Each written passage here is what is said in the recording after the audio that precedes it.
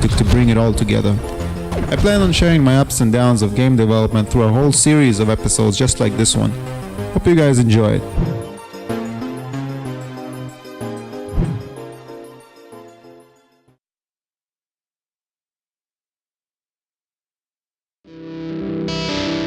What you're currently seeing is a time-lapse of my initial brainstorming session. My goal from the get-go was to create a quick and dirty, rough around the edges first-person shooter, staying true to the ideals of old while incorporating stellar modern-day elements. During this brain dump, I focused on writing down the gameplay mechanics and elements that I could create with what I knew then. Of course, in the back of my head, I was aware that I need to learn much in terms of programming and game development, specifically within Unity, both in order to create the base mechanics as well as the more novel and engaging gameplay elements I wish to include. Even though I have a substantial amount of game development experience, mainly creating 3D art, I knew that as with everything, things take more time to complete than you at first consider and are significantly tougher to do. Then again, that's where the real fun is and sense of accomplishment, for if it was easy, it would have been virtually pointless. So I decided to start in miniature and work my way up. By that I mean create something that I could play and iterate upon.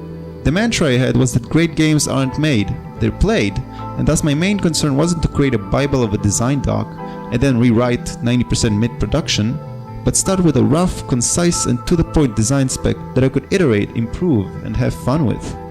After a few hours of back and forth, I settled on this schematic, which in essence outlines the basic mechanics that I felt were crucial to nail down before development was begun in earnest. Once this step was complete, I got the ball rolling and started roughing out the game.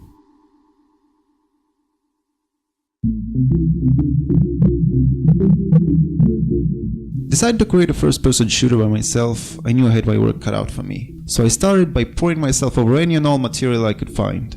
This included information seemingly unconnected with game development that I felt was useful and interesting to know.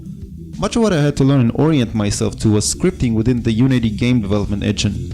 I had a considerable amount of programming experience before embarking on this adventure, but what I was lacking was knowledge on how to interface with game objects specifically within the Unity engine. Keeping true to the notions I put forth earlier, I commenced learning how to spawn objects, interact with them, and move them about the level, and destroy them after a fixed set of conditions, in addition to methods of playing sound effects and spawning particles in efficient and resource-conserving ways. The first artsy thing I created for the game was a wall tile, and 2 trim sections. Utilizing these few elements, I could lend a surprising amount of depth and detail to environments, coupled with some clever UV tricks to maximize texture usage. Once I had completed a few more models, I set upon expanding my level from a mere room to an actual environment that the player could navigate. This required a multiplicity of tiles to make things visually engaging. Thus, I ended up creating up more than a few, to really give the level that extra bit of depth. This is by no means a complete set. I expect to add a much larger variety and volume as development progresses. After the rough sketch of the level was assembled, I plunged even deeper into code and fleshed out the wall-mounted turret's behavior and firing mechanic. This was more complex than it first seemed, as the turret had to perform several distance and visibility assessments, in addition to a physics test to check for nearby explosives and other destructibles. Having become satisfied with it, I saw that there was one obvious, yet crucial thing missing: an equalizer. So I eagerly set out to create a quick weapon to give the player a fighting chance. I based a part of my freestyle idea on the plasma weapon from the Fallout universe.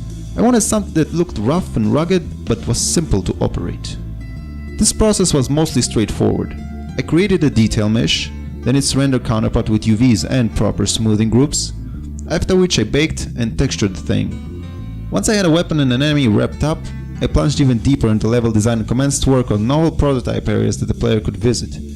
During this development cycle, I also focused on making animated objects, explosive canisters, doorways, particle effects, sounds, and a second test enemy. One facet which wasn't given due attention up to this point was audio, itself being a focal point in what makes a game truly legendary. Realizing this, I decided to divert some of my time to creating various pickup sounds, along with a few one-off stings that I could scatter around the level to really enhance the ambience. I wasn't really ready to commit in earnest to developing a cohesive score at the time, since I felt there was much to do in the other departments, mainly polishing the level and its enemies. It was roughly during this point in development that my prototype game started running quite slowly, playing in at 1080p I got around 40 frames a second along with thousands of draw calls. Now, while this might seem somewhat okay, it was far from it, since my computer and graphics card are overall well above average. This realization caused me to dread the game's performance on other systems. Ultimately, no matter how innovative or groundbreaking a game is, no gamer will play it if it runs at 5 frames a second. So I did the prudent thing. I ran Unity's built-in profiler while playing the game to gain a solid understanding what was hindering and bogging down my performance. I realized that I had overestimated the strength of deferred lighting and rendering lights. Thus, after a few tests and a good brainstorming session, I decided to switch to light maps. As soon as I was up to speed with this faster setup, I continued to iterate and add more layers to the level and gameplay, improving and creating new areas, in addition to commencing work on my own custom-tailored pathfinding algorithm. Right now it's still very much a work in progress, but as you can see, something like this would be of great importance, as it would allow me to create intelligent enemies and characters that could navigate the game world without bumping into obstacles or each other.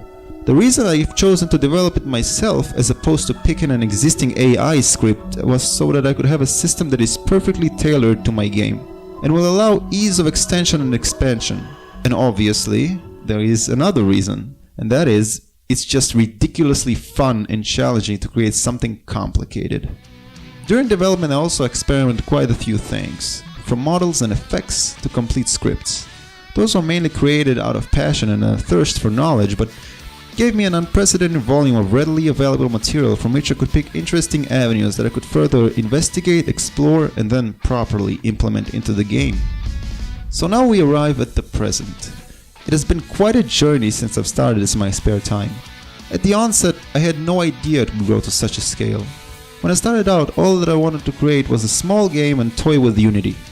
As I progressed further, learning its ins and outs, I kept layering this virtual canvas with vigor, adding a model here and a script there, until a stage was reached when I began taking this toy a bit more seriously, for it was easy to see that it was not a mere toy any longer, but something which transcends a simple test project and warrants considerably more effort.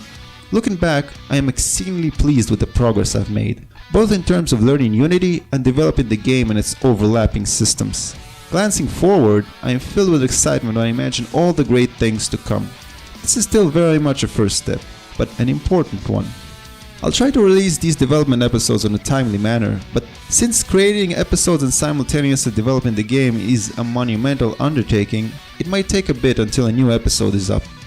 Stay tuned though, there are many polygons to create, pixels to